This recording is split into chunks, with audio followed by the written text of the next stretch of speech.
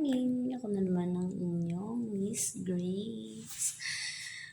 Ayan, samahan niyo na naman ako sa aking pagluluto today.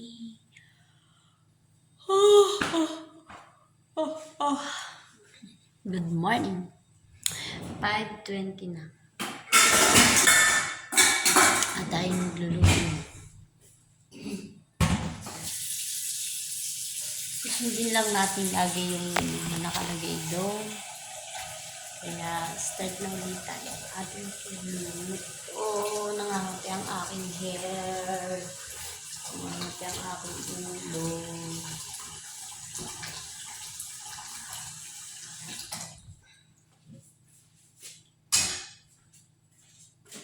Una kong ginagawa is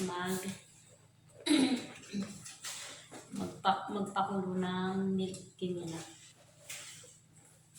Ito ang una kong ginagawa bago ako maghanda ng baon nila.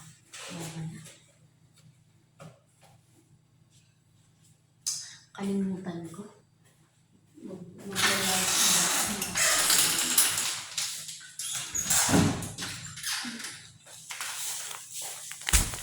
Magsabi muna tayo ng asukal.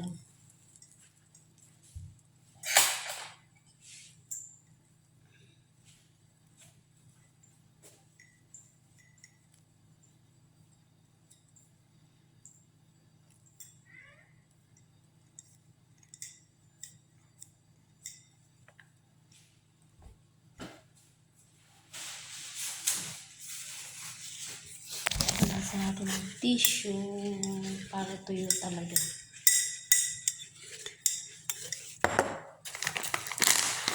Magsalin muna tayo ng asukal.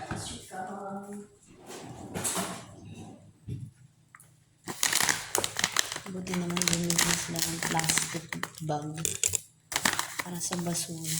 Garbage bag.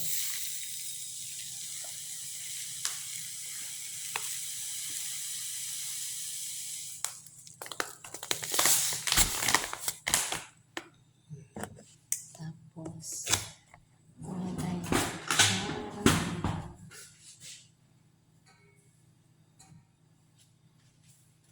Mamaya natin yung takpan kasi magtatakip pa tayo.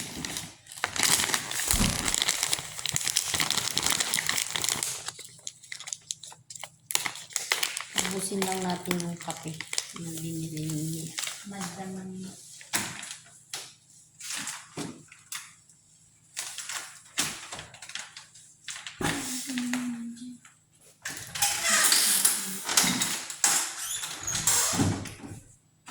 Niluto ko muna yung kanila.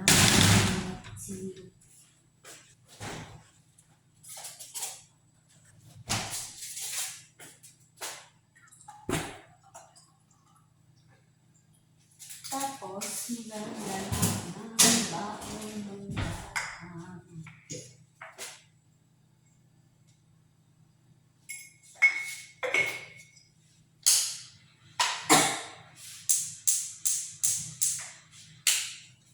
Ayan, maghahanda na ako ng baon ng bata.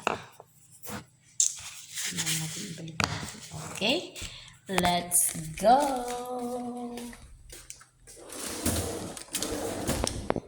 Magpe-prepare ako ng pambaon.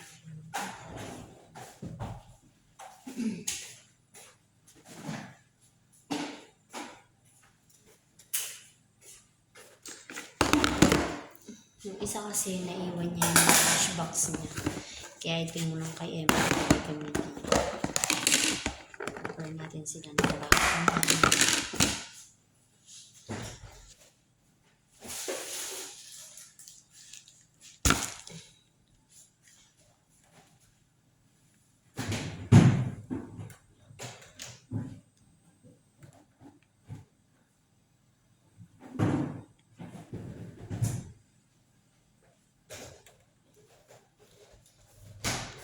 Magpe-prepare ako ng dalawang prutas. Dalawang klase ng prutas para sa lunchbox.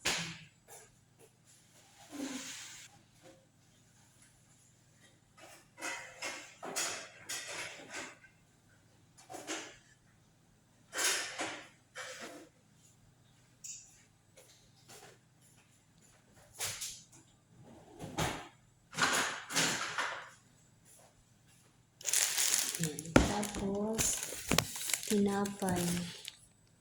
Tinapay na may Nutella. Paborito kasi nila ito eh. Kaya, yung aking ipe-prefer.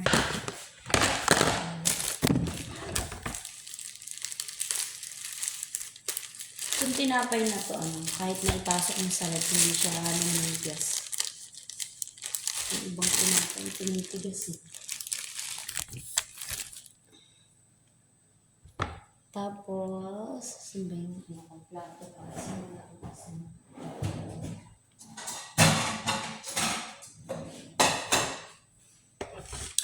Yung pag-prepare nito is tinatanggal tong mga gilid-gilid.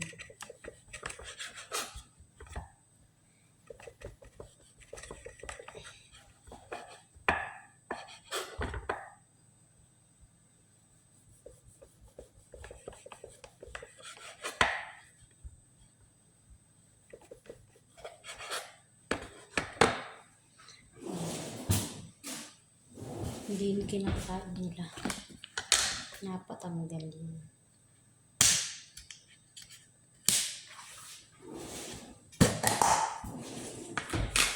Ang dami na namang palaman ng mga bulinggit. Punong-puno yun sa Nutella.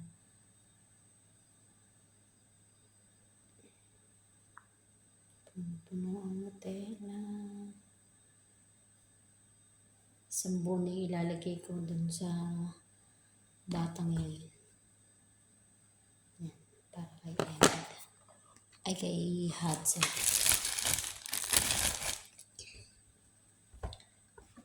Ito naman para kay Adam.